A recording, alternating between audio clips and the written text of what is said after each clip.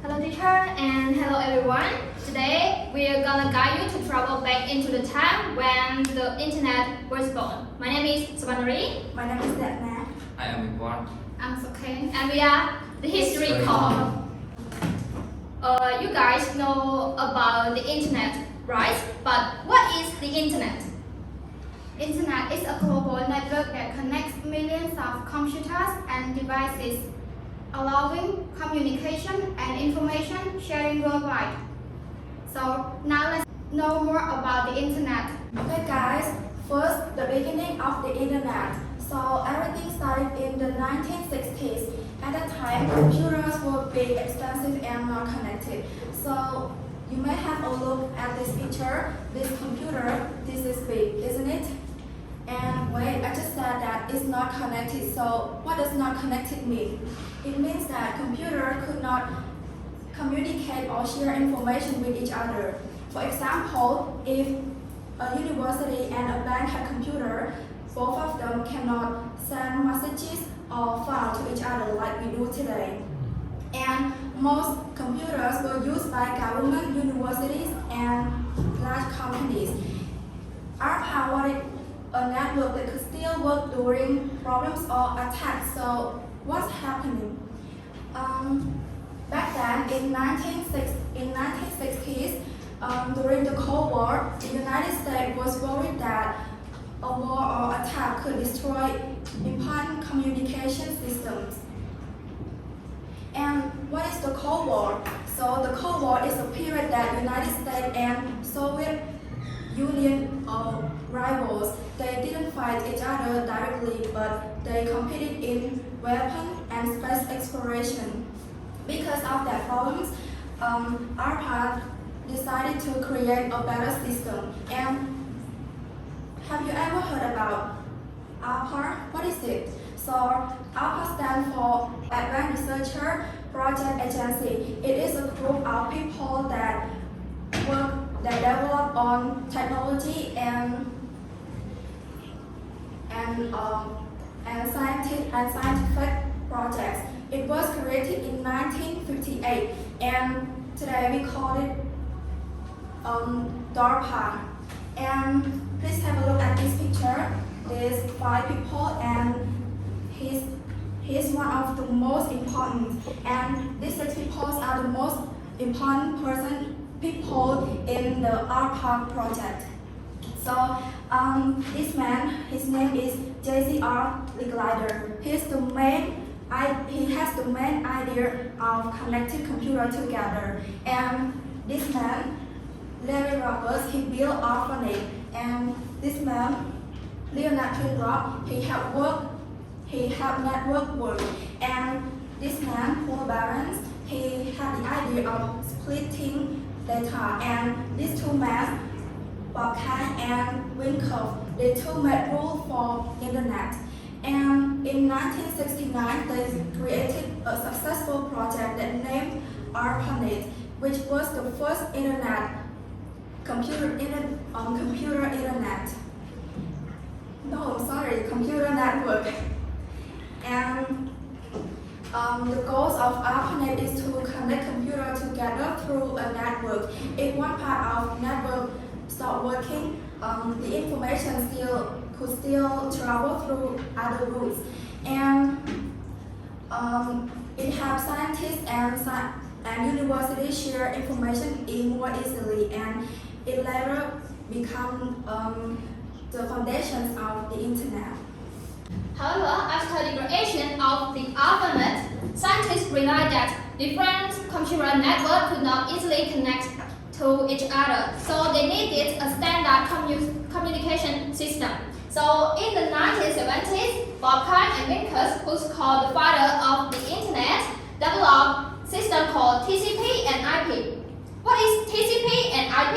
So TCP stands for Transmission Control Protocol, and IP stands for Internet Protocol. I want you all not to focus on the word that stands for, just understand the meaning that I said. So before we get into know about the TCP, I want you to have an example. Imagine Lekna and I, the girls, and I am a seller. I sell a set of table that have a set of table dinner that have a table and chair, and I had to package it and send it to her.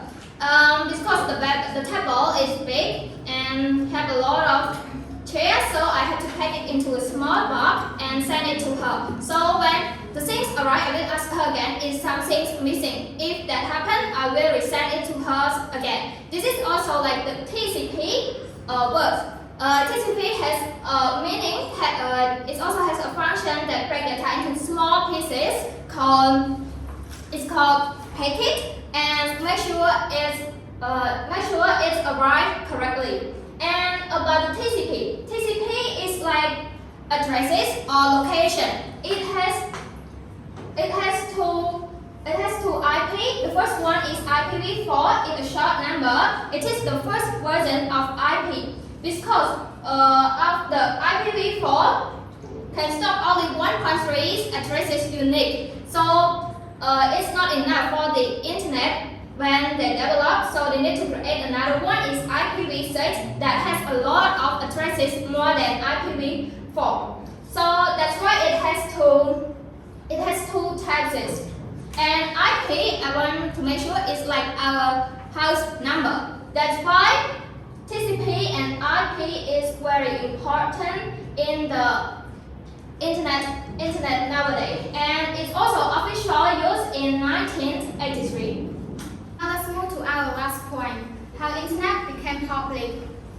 But before we go to the main point, let me ask you guys a question first. Do you know what these people are doing?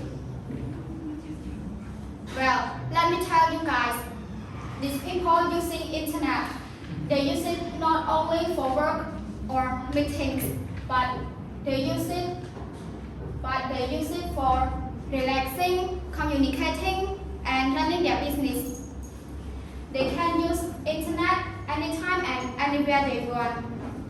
So now let's see how internet became public. First, research network. Internet started as ARPANET, used only by scientists, governments, and universities. The public couldn't access it. Second, World Wide Web, or WWW, invented by Tim Berners-Lee in 1989 and launched it in 1991. It helped people find, view, and share information online. And the third, web browser. In 1993, NCSA Mosaic made the web popular. It was one of the first browsers to show text and pictures on the same page. And fourth, public access began. Internet became available at home. People can use emails, websites, and chat rooms. And finally, global internet. The internet spread worldwide, allowing everyone to connect and share information. That's why people can use internet anytime and everywhere. World Wide Web, or also known as the WW. The origin of the World Wide Web began in 1989. So in 1989, World Wide Web was invented by Tim Berners-Lee while working at CERN, or also known as the Scientific Research Center in Switzerland. At that time, scientists around the world had difficulty sharing information and research documents because different computers use different systems. So communication was slow and complicated. He had an idea to connect documents electronically using the link. So he proposed a system where people can open the documents from different computers by simply clicking the link. And that idea became the World Wide Web. To create the World Wide Web, he created three important technologies such as HTTP, HTML, and URL. And later, he created the first web servers and web browsers. Let me explain what it was and what is web browser. The web browsers is the software application you click to open to view the whole internet. And when you search for something, here, HTTP. Its full work is hypertext